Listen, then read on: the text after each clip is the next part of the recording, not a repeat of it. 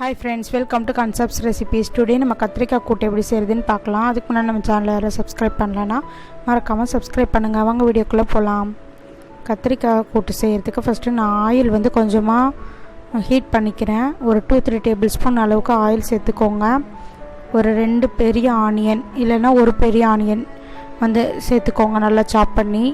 நான் வந்து ஒரு 2 பெரிய ஆனியனை வந்து நல்லா சாப் பண்ணி சேர்த்துக்கிறேன். மீடியம் சைஸ் ஆனியன் அப்படின்னா நீங்கள் 2 சேர்த்துக்கோங்க. இல்லை ஒரு ஆனியனே நல்லா பெரிய ஆனியனாக இருக்குன்னா 1 சேர்த்தா கூட போதும்.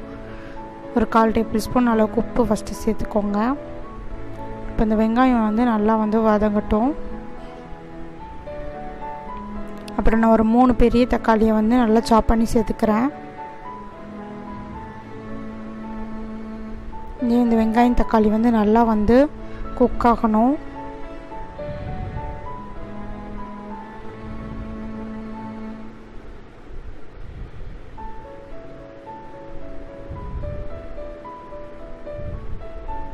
நல்லா ஆயிலில் வெங்காயமும் தக்காளியும் வந்து நல்லா குக் ஆகணும்.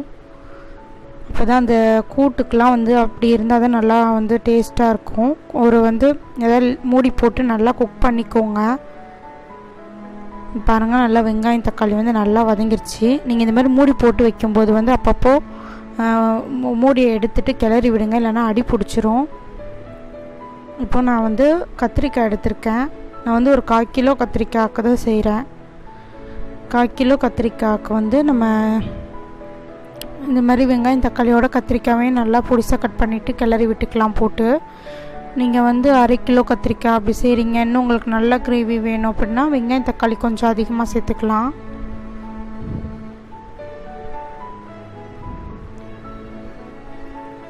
நல்லா நம்ம அந்த வெங்காயம் தக்காளியோட நம்ம கத்திரிக்காயையும் நல்லா கிளறி விட்டுக்கிடணும்.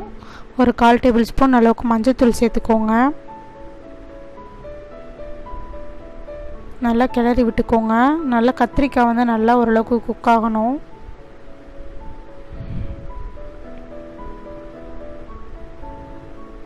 ஒரு மூடி போட்டு கொஞ்சம் நேரம் குக் பண்ணி எடுத்துக்கலாம். பாருங்கள், ஓரளவுக்கு அந்த வெங்காயம் தக்காளியோட அந்த கத்திரிக்காயும் குக் ஆகிடுச்சு. இப்போ நம்ம இதில் வந்து ஒரு கடலைப்பருப்பை வந்து நான் வேக வச்சு எடுத்து வச்சுருக்கேன். கடலைப்பருப்பை சேர்த்துக்கலாம்.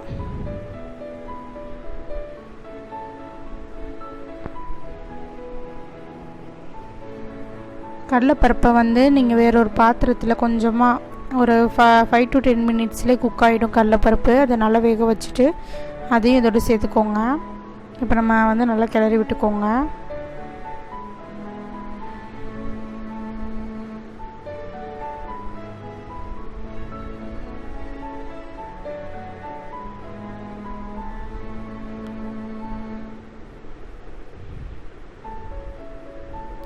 இப்போது ஒரு டேபிள்ஸ்பூன் மிளகாய்த்தூள் சேர்த்துக்கோங்க. நான் கூட ஒரு 1/4 டேபிள்ஸ்பூன் அளவுக்கு மிளகாய்த்தூள் சேர்த்துக்கிறேன். உங்களுக்கு இன்னும் காரம் அதிகமாக வேணும்னா நீங்கள் வந்து 2 டேபிள்ஸ்பூன் அளவுக்கு மிளகாய்த்தூள் சேர்த்துக்கலாம். நான் வந்து ஒரு 1 டேபிள்ஸ்பூனும் ஒரு 1/4 டேபிள்ஸ்பூன் அளவுக்கு தான் சேர்த்துருக்கேன். காரம் அதிகமாக வேணுங்கிறவங்க மட்டும் 2 டேபிள்ஸ்பூன் அளவுக்கு சேர்த்துக்கோங்க மிளகாய்த்தூளை.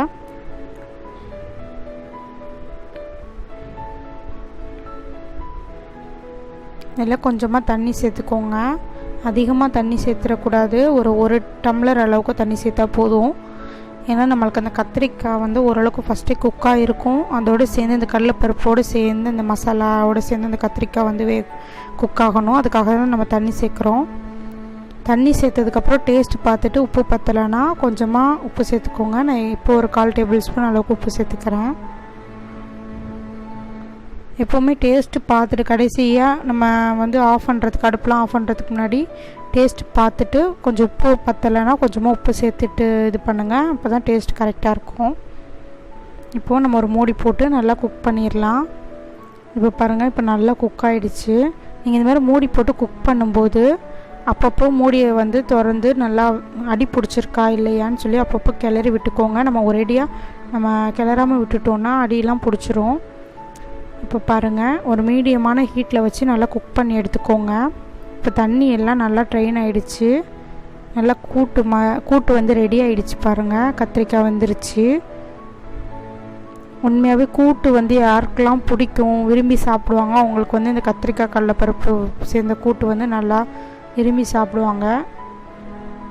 கண்டிப்பாக வந்து இதை ட்ரை பண்ணி பாருங்கள் வீட்டில். உண்மையாகவே டேஸ்ட் வந்து சூப்பராக இருக்கும். கண்டிப்பாக வந்து இந்த கூட்டை வந்து செஞ்சு பாருங்கள். இந்த வீடியோ பிடிச்சிருக்குன்னா மறக்காமல் ஃப்ரெண்ட்ஸ் அண்ட் ஃபேமிலியோடு ஷேர் பண்ணிக்கோங்க. கண்டிப்பாக ட்ரை பண்ணி பார்த்துட்டு மறக்காமல் கமெண்ட் பண்ணுங்கள். மறக்காமல் நம்ம சேனலை சப்ஸ்கிரைப் பண்ணுங்கள். பெல் பட்டனை கிளிக் பண்ணி ஆளுங்கிற ஆப்ஷன் கொடுங்க.